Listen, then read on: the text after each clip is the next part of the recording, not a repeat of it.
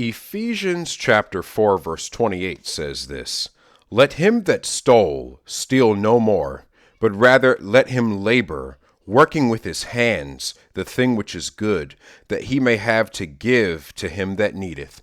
And the title of my sermon is God's Criminal Justice System.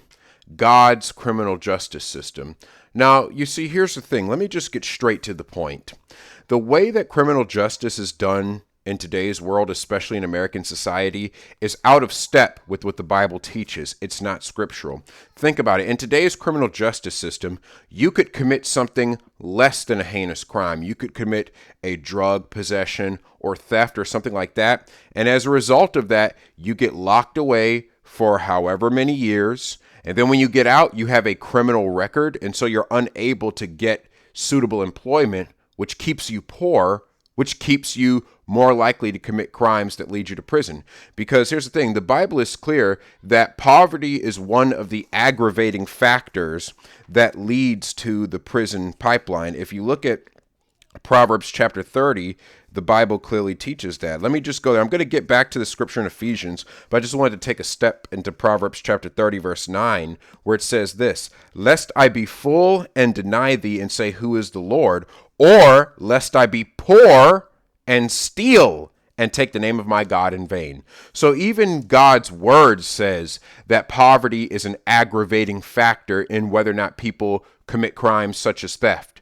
So the way our justice system works now, once you've been locked up for any amount of time, you have a criminal record that follows you, preventing you from getting a better job, thus keeping you poor, which raises the probability that you'll end up in prison again. And so it basically takes a one-time criminal and makes a perpetual criminal out of them. And that's not godly. That's not biblical. That's basically enslaving that person because of one thing they did wrong a long time ago. That's not God's criminal justice system. And you might say, well, why does this happen? Well, to make a long story short, I think one of the reasons is that a lot of prisons are privately owned businesses. They're corporations.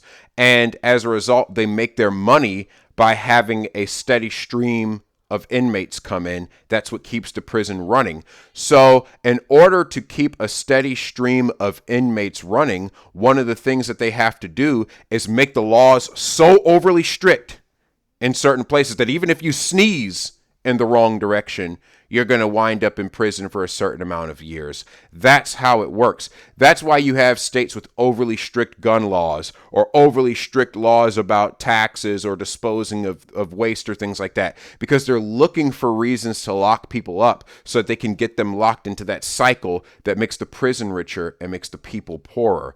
That's not a godly system. I'm going to explain what God's criminal justice system is. The first thing we need to know, I'm going to make 3 points in this sermon. The first thing we need to know is that God's criminal justice system is restorative. Look at what it says in Ephesians chapter 4, verse 28, what we just read.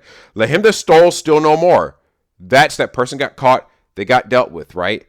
"But rather let him labor, working with his hands." You know how you take someone who's been in prison, who's done wrong, and you restore them? You get them busy. You get them working. So it makes no sense whatsoever for you to have a system where once they've been in prison, it's harder for them to find a good job. That doesn't make any sense, because in the Bible's teaching, it's that once you've done that, once you've paid your debt, you've dealt with what you've done wrong, you get to work and you build and you do right things. You're reformed, because look what it says at the end of verse 28, "Working with his hands the thing which is good." You see, you got a lot of criminals. They're experts at doing evil, right? They know how to pick that lock. They know how to sneak past that teller line or rob the bank or whatever. They know how to jump somebody. They know how to commit assault. But do they know that which is good? You see, you have people who are very skilled in how to sell drugs, but they can't read. We need to get them working in that which is good. Get them working on what is correct. You see, a criminal justice system that actually cares about people wouldn't be filling the prisons. It'd be filling the libraries so that these people could get their life together. Anyway, it says that he may have to give to him that needeth. You see, once you restore that person, they can help the next one out. And that's the kind of criminal justice system that we need, one that's restorative. Because if you go to Leviticus chapter 4, Leviticus chapter 6. We're going to look at it. What I'm going to explain in this sermon is that prison is unbiblical. In the Bible, it teaches that if you commit a capital offense, you get the death penalty. And the Bible tells you what those capital offenses are. But if you commit anything less than a capital offense, you don't go to prison. You're forced to restore the person that you defrauded. Because if you look at Leviticus chapter 6, verses 4 through 6, look what it says. It says, "Then it shall be, because he hath sinned and is guilty, that he shall restore that which he took away violently, or the thing which he hath deceitfully gotten, or that which was delivered him to keep, or the lost thing which he found." So notice, what does the Bible say about someone who's committed theft, or they've embezzled or stolen or something like that? It says that because he hath sinned and is guilty, he shall restore. He shall restore, right? When you steal, you should be forced to give it back. That's how the Bible's criminal justice system works. The thief doesn't get locked away in prison for several years where it ruins his life and he's unable to make a living for himself, thus raising the chances he becomes a thief again. No, he gives it back. Look what it says. Let's continue. We're in verse 5 here, Leviticus 6:5. "Or all that about which he hath sworn falsely, he shall restore it in the principal." Now, the principal there means the initial amount you took. So if I steal $100, I owe $100 back to the person I stole it from. Let's look. "He shall even restore it in the principal, and shall add the fifth part more thereto, and give it unto him to whom it appertaineth in the day of his trespass offering." So notice, he gives it back to the person that he stole it from. That's the person to whom it appertaineth. You see, you have these people who had this messed up idea. Well, if you commit a crime, you owe a debt to society. No, you don't owe a debt to society, folks. There are two people you owe the debt to. You owe the debt to the person you stole from, and you owe the debt to God because you've sinned against his law. And in God's justice system, it deals with just that. You don't owe a debt to society as a whole, where you need to be locked away like an animal on a plantation somewhere, where you have people standing over you telling you what you can do, when you can eat, when you can lie down. That's wicked, folks. That's basically using somebody who's made a dumb mistake in life, who's committed a crime, and you're turning them into a slave for several years. And then you keep them a slave because they can no longer earn a living. That is sinful, folks. Under God's justice system, you owe the person you stole it from. You don't owe society as a whole. And even if you go with that logic that, you owe a debt to society, well, once you're done with your prison sentence, if you've paid your debt to society, then why do you have a criminal record following you? Because that means your debt's not paid, because it continues with you for the rest of your life. That doesn't make any sense, folks. Look what it says here. It says in verse 5, it says, "Restore it in the principal, and shall add the fifth part more thereto." The fifth part more thereto means 1/5 of what you stole. So if I steal $100 from someone, I owe them the same $100 I stole, and then I owe them a fifth of that amount as a penalty. So if you steal $100 from someone, you owe them $120. If you steal $1,000 from someone, you owe them $1,200. That's how the system works. Is that God would have the person who's committed anything less than a capital offense, they have to pay it back. Well, you say, well, how are you going to enforce that? Well, simple. Why doesn't, for example, the government could, if I've stolen $1,200 from someone, well, then all they have to do is raise my taxes by that amount, and then lower that person's taxes by that same amount, and that creates the difference. That would be the option. For example, if I were to steal $1,200 from someone and refuse to pay it back to them straight away, then the government can tax me more higher and tax them lower to make up that difference. That's one example of how the government could, for example, do that. Look at verse 6. "And he shall bring his trespass offering unto the Lord, a ram without blemish out of the flock, with thy estimation for a trespass offering unto the priest." So God's system says, okay, you've done wrong, get it right with the person that you've wronged, and then get it right with God. There's no place in that system for just taking somebody and locking them away like an animal for the rest of their life or for a very long time. If they've committed a capital offense, they need to be put to death. Because here's the thing, if they need to be taken out of society, then what's holding them there for 30 years and letting them back into society later on going to do? If they've proven that they don't belong in society, they need to be permanently removed from society. And that's not life in prison. And let me tell you why. Because what happens is you'll have that person in prison next to somebody who's committed a lesser offense that doesn't deserve the death penalty. And what if they get murdered? Or what if they get sodomized or something like that? Here's the second point I want to make in this sermon. Point number 2.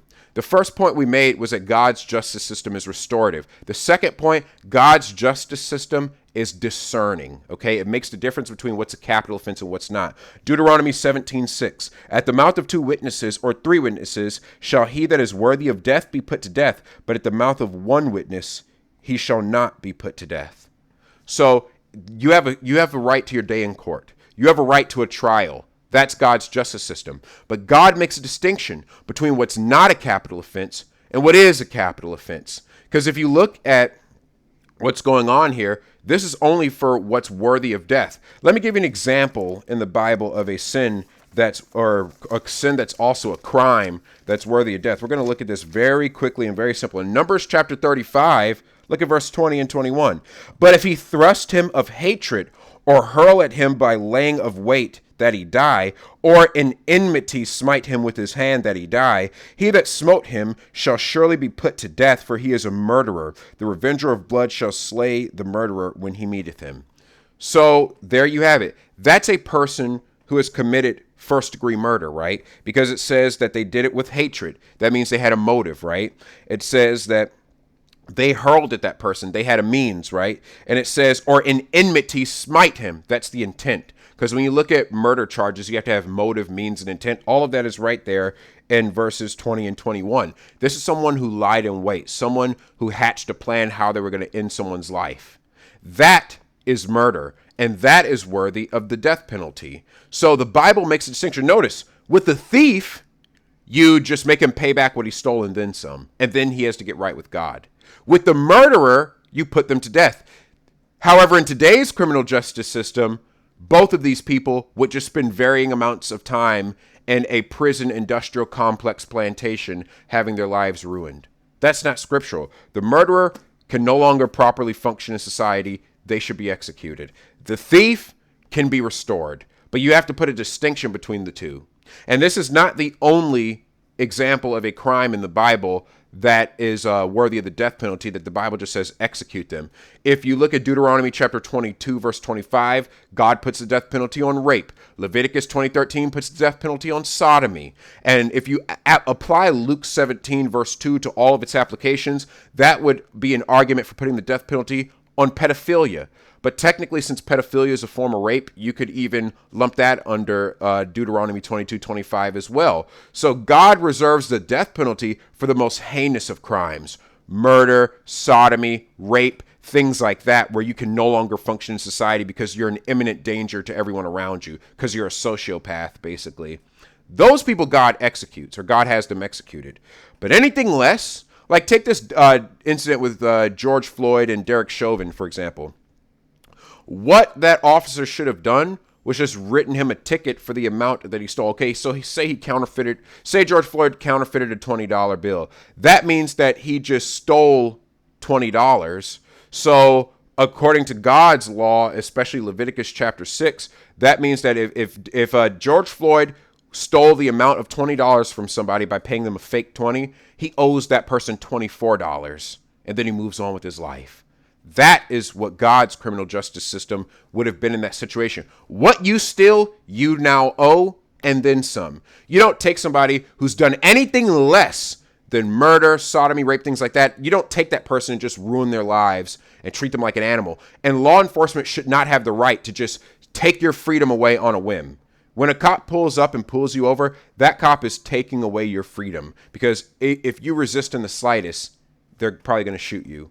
That's not God's justice system, folks. That's not how it should work. You should distinguish between what's a civil penalty and what's a capital offense. But this gray area where you just throw people in jail, that's not scriptural.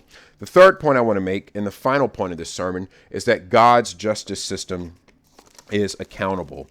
God's justice system is accountable. You know, even rulers are accountable to God, because 2 Samuel 23:3 says this: the God of Israel said, the rock of Israel spake to me, he that ruleth over men must be just. Say it with me, folks. Must be just. Ruling in the fear of God. You don't rule in the fear of that money. You have a lot of these politicians who create laws out of thin air that are unjust because somebody has donated them money. Take what happened in Virginia, for example, when they've passed all kinds of unconstitutional gun laws because Michael Bloomberg paid these politicians to do it. Rulers should not fear money. They need to fear God because God is who holds them accountable. The Bible even repeats this principle in Luke chapter 3. Because I know I've spent most of this sermon in the Old Testament, but let's even look in the New Testament some. Look at Luke chapter 3, verses 12 through 14. This is John the Baptist talking to people who work for the government. He's talking to publicans, which are tax collectors. He's even talking to soldiers. And look what he says in Luke chapter 3, verses 12 through 14. Then came also publicans to be baptized and said unto him, Master, what shall we do? And he said unto them, Exact no more than that which is appointed you. Now, what is he saying there? Don't just be coming up with taxes out of thin air and just fees and charging people for no reason. The government should not become so heavy-handed that it just taxes people out of existence. The government needs to not be heavy-handed. Then let's continue. In verse 13, verse 14. And the soldiers likewise demanded of him, saying, And what shall we do? And he said unto them, Do violence to no man. Let me read that again. Do violence to no man. You hear that, Derek Chauvin? Do violence to no man. Do violence to no man. That is sinful. It says, Do violence to no man, neither accuse any falsely, and be content with your wages. You see, the reason why a lot of law enforcement is so heavy-handed, they're not content with their wages. They want to steal from others. You know how the whole lest I be poor and steal? Be content with your wages.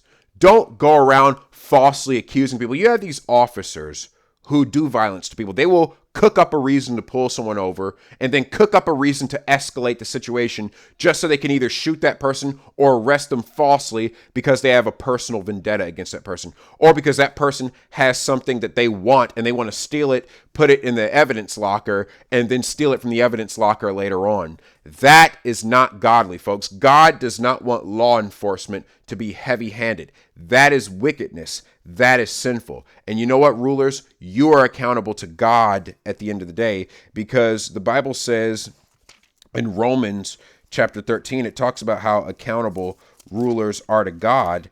And at the end of the day, officer, you need to realize that you don't serve the government. You serve God. God's your real boss. Not that mayor, not that city commissioner. God's your real boss. You need to work in such a way where if God were standing over your shoulder, which he is, you would be able to say, I did the right thing. Even if that mayor or that city commissioner or whoever is telling you to do the wrong thing, even if they pass a law that tells you to do the wrong thing, at the end of the day, you are accountable to God. Because look what Romans chapter 13 says. I want you to pay close attention. It says in verse 1, Let every soul be subject unto the higher powers, for there is no power but of God, the powers that be ordained of God. So who are the powers accountable to? God. Because it says that every soul be subject unto the higher powers. Well, then your question is, who is the highest power? The highest power is God. God is at the tippity top of the chain of command. And so if your sergeant tells you to do something that you know is wrong, and you know from God's word it's wrong, you're to follow God, not that sergeant. Look at verse 3. For rulers are not a terror to good works. So if someone's out there just an innocent person, not doing anything wicked, you shouldn't be a terror to that person, but to the evil. Wilt thou then not be afraid of the power? Do that which is good, and thou shalt have praise of the same. What is that saying? The powers are to praise those who do good. Cops are to encourage good behavior, not discourage it by throwing innocent people in jail.